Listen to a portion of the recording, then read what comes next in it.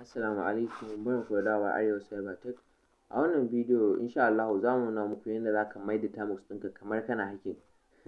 Okay, so for example yanzu kana cikin abokananka ko wani gurin, so kana so ka nuna musu kai ma haka ne haka. So using Termux, so akwai wani command da ake amfani da shi, Termux ɗinka za ta koma haka kamar kana hacking.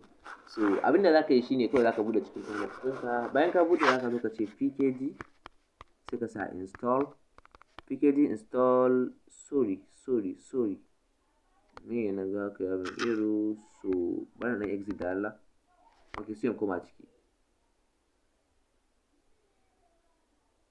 Okay, so nan zan zo ce pkg, sai sa install sai sa cm Acikin. So kana saka haka kawai sai ka danna enter. Kana danna enter zai tafi ma installing. So da yake ni ina da shi, so kawai abinda zan zo in ce kawai directly kana zuwa cikin Termux ɗinka zaka sa cm sai ka sa Acikin. Kana sa cm Acikin sai ka danna enter. Kana danna enter gashi nan Termux ɗinka ya koma yanda ka san kana hacking ɗin haka.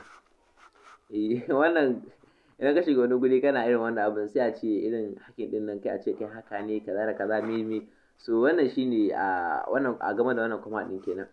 Wannan cm Acikin ɗin amfaninsa kenan shine ana amfani da shi ne wajen wannan abun kenan, kamar Termux ɗinka haka kamar kana hacking. So wannan command ɗin shine amfaninsa. Idan kuma kana so ka fita daga ciki zaka ce control sai ka ce c, kun ga na fito. So idan kuma zan ƙara cewa cm Acikin sai ƙara rubuta sunan shi. Idan ina so fito zan rubuta control c. So wannan shine yadda ake amfani da wannan command ɗin na cm Acikin. So duka da wannan zamu kawo ƙarshen bidiyo, sai mu sake haɗuwa da ku a next bidiyo.